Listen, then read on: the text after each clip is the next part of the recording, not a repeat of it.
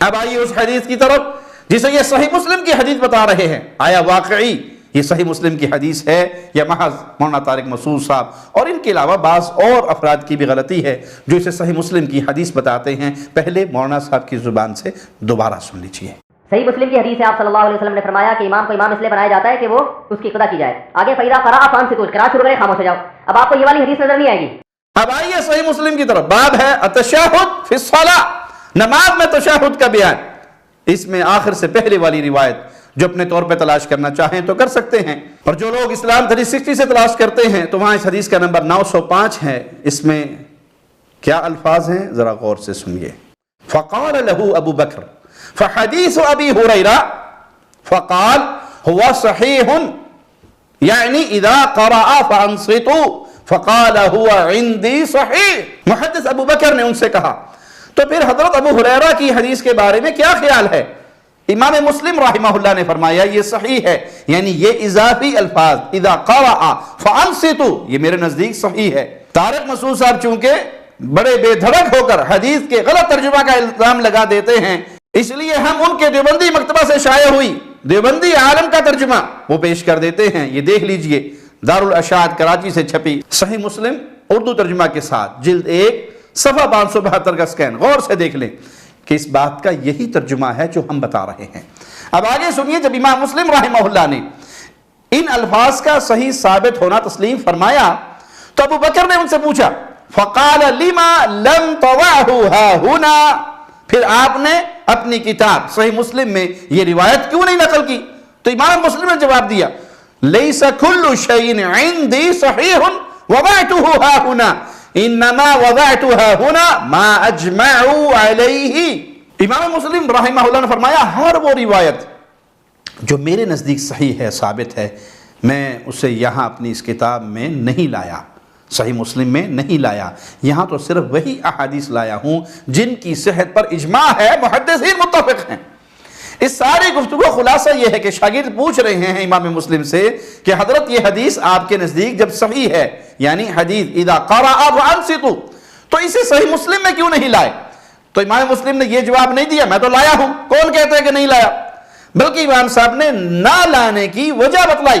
کہ اگرچہ میرے نزدیک تو یہ صحیح ہے لیکن اس کے باوجود میں اسے یہاں نہیں لایا کیونکہ اس کے صحیح ہونے پر تمام محدثین متفق نہیں ہیں، اور میں نے اپنی اس کتاب صحیح مسلم میں صرف وہی حدیث نقل کی ہیں جن کی صحت پر محدثین کا اجماع ہے۔ اس کے باوجود مولانا طارق مسعود صاحب اور جیسے کئی لوگ اسے صحیح مسلم کی حدیث بتانے پر مصر ہیں اور بتاتے جاتے ہیں۔ اگر طارق مسعود صاحب کو ایسا لگے کہ یہ سب غلط ترجمہ و تشریح کا نتیجہ ہے تو خود اپنے ہی حلقے کے عالم مولانا محمد زکریا اقبال صاحب سے اس کا ترجمہ و تشریح دیکھ لیں، جو کہ متخصص فی الحدیث اور جامعہ دارالعلوم کراچی کے استاد بھی ہیں۔ انہوں نے حاشیہ میں یہی تشریح اور وضاحت کی ہے، ان کے الفاظ بھی سن لیں۔ لکھتے ہیں روایت ابو ہریرہ رضی اللہ عنہ وارضاہ میں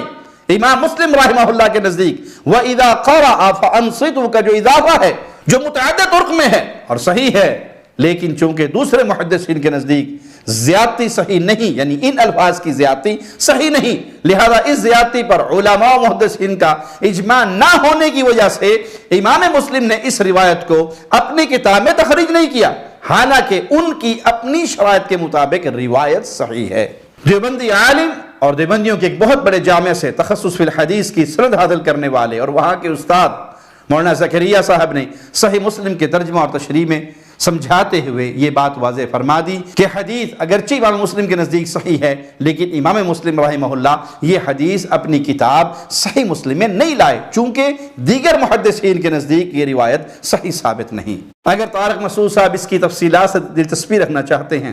تو ان محدثین کی رائے اور دلائل جاننے کے لیے امام بخاری رحمہ اللہ کی کتاب جزء القراء خیر الکلام یا امام بہقی رحمہ اللہ کی کتاب القراء دیکھ لیں۔ اردو میں اس کی تفصیلات فضیلت الشیخ علامہ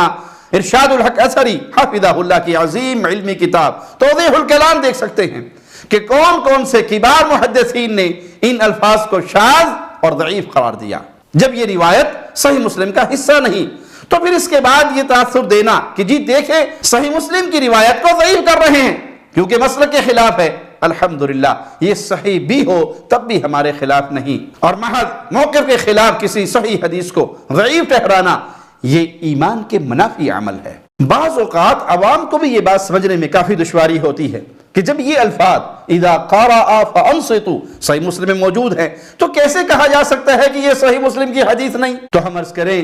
کہ یہ الفاظ دوران سوال و جواب وارد ہوئے، چونکہ ایسے میں ان الفاظ کا ضمناً ذکر تو ہونا ہی تھا، باقاعدہ کسی روایت کا ذکر کرنا الگ بات ہے اور ضمناً باتوں میں علمی سوال و جواب میں روایت کا ذکر آ جانا اور بات ہے۔ پھر جب صاحب کتاب امام مسلم رحمہ اللہ خود وجہ بتا رہے ہیں کہ اپنی صحیح مسلم میں نے یہ روایت کیوں نقل نہیں کی، تو پھر اور کوئی کیسے دعویٰ کر سکتا ہے؟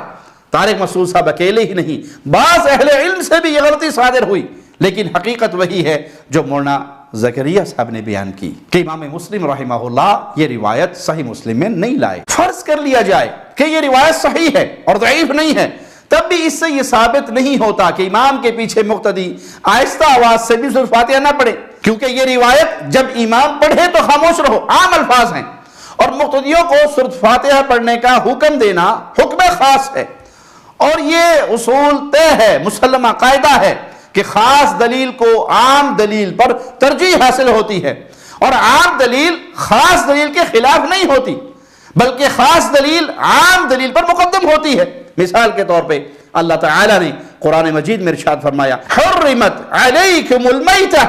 سورۃ المائدہ آیت نمبر 3، فرمایا تم پر مردار تو حرام ہے،